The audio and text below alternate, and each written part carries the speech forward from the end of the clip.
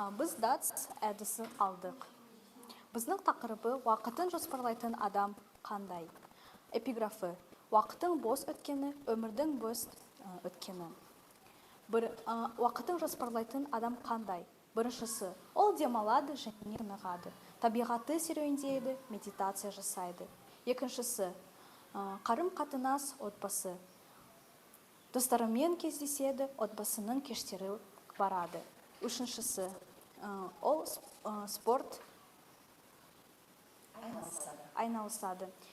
Денсаулық зор байлық, жүгіреді, биге барады, велосипед тебеді. Төртіншісі, өзін өзі дамытады.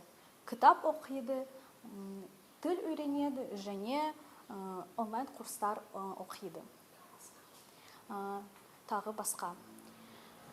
Уақытын жоспарлайтын адам бақытты және табысты. Уақытты жоспарлайтын адамның 5 қасиеті. Бірінші, уақытын жоспарлайды.